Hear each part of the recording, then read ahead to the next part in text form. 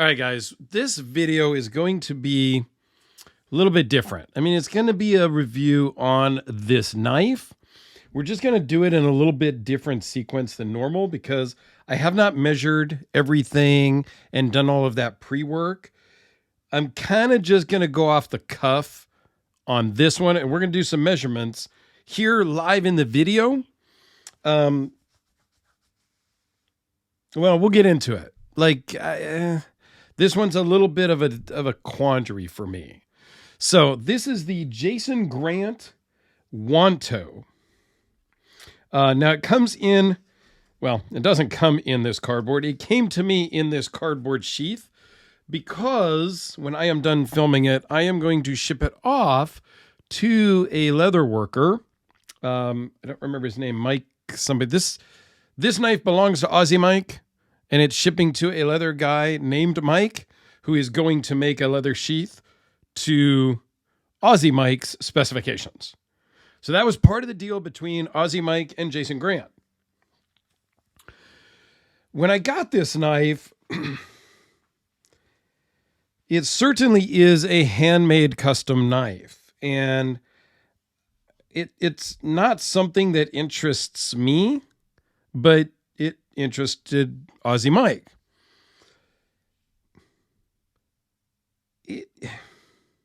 So it is a Wharncliffe and a Tonto. So it is designed to be sharpened on both this plane here, which it is, as well as this top swedge is also intended to be sharpened so that you can turn it over and you can have a Wharncliffe blade, or this way you can have a standard Tonto with kind of a double-edged Tonto, I guess you would call it. But because Aussie Mike lives in Australia and ultimately this needs to get sent down to him, you cannot import, own, distribute, like whatever rules, you cannot have anything with a double-edged anything.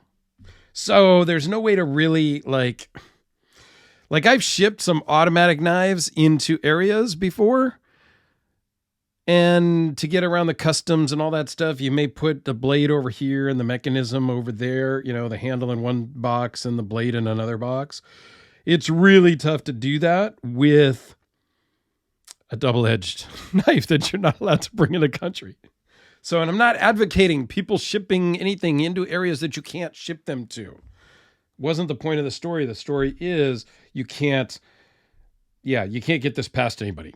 So it's not sharpened on this side. Will Aussie Mike sharpen it when he gets it? I have no idea what the intent is there. All right, so let's give you a couple of quick sizes if we can, to give you an idea. So it is just about 8 1/4 inches. The blade is 4 1/4. The overall thickness, I don't bring out my calipers. It's just kind of going by, it's like 3/4-ish. About 3/4 inch thick. It is CPM 154. And it's rough. Guys, this thing is rough. I get it.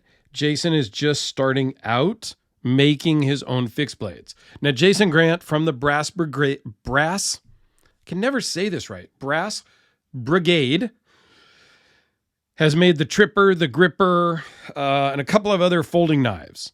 He designed them, had them made overseas, and mass-produced. And, did runs of 300, 600, things like that.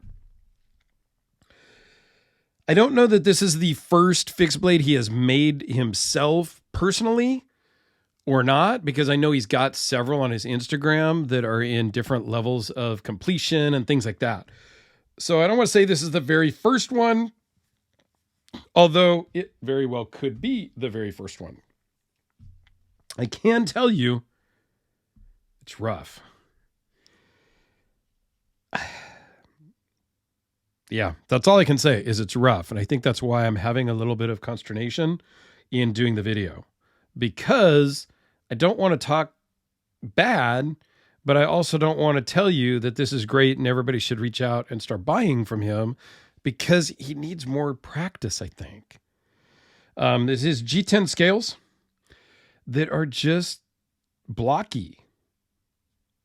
There's, I don't think there's any pins. I think this is from maybe the vise.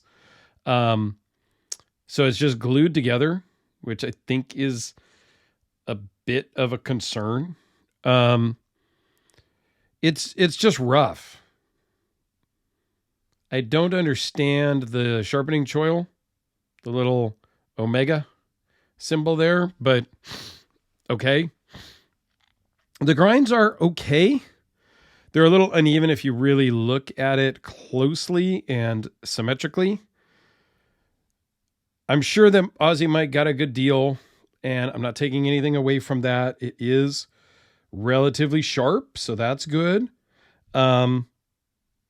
It's just rough. It's a first go around. He's just starting to make his own fixed blades, which I think is great. And trust me, if I tried to do this, it would be way, way worse.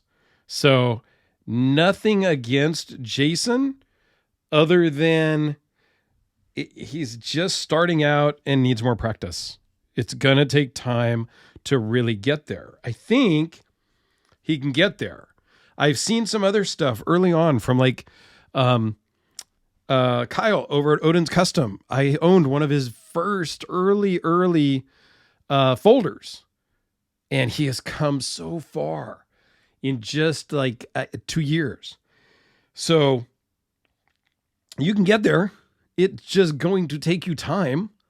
And I know that Luck Knives, Mike, used to be NAF Sergeant, he is making his own knives now. And I haven't gotten one to review. I need to keep talking to him and get him to send me something to check out. But he's going hardcore too. So we all start somewhere. If you guys go and look at my very first video that I ever did here on YouTube, 3 and almost a half years ago, that Spyderco video I did was bad. It was bad, but I leave it up because it's history. It's part of my history. I know a lot of other YouTubers take them down. So yeah, I'm going to put a link to the Brass Brigade website. It doesn't look like there's any fixed blades on there. And I'll try to put an Instagram link down below also so that you can go and check that out. I will also put a link. I think I have a Brass Brigade playlist for his folders. His folders are not my style at all by any means, but they are done really well. So I do own a couple of fixed blades. This is the mini Hellraiser from from Skeleton Blade Works. I was thinking, because I have a problem. This is also the mini Hellraiser. This one is from Red Horse Knife Works. It screws me up every freaking time. This is Hellraiser, like a razor blade. This is Hellraiser, racer, like you're raising Cain. So they're spelled differently, but pronounced the same, and it's a problem for me. But yeah, so just to give you a couple of fixed blade size comparisons there. My newest fixed blade that I just acquired is the Unita Explorer, the Crispy Donut Community version. Hence the pink and purple donut motif, pink and blue in the blue Kydex sheath. Yeah, guys, I don't know what to tell you about this one. Here it is with the Spyderco Delica as a size comparison as well.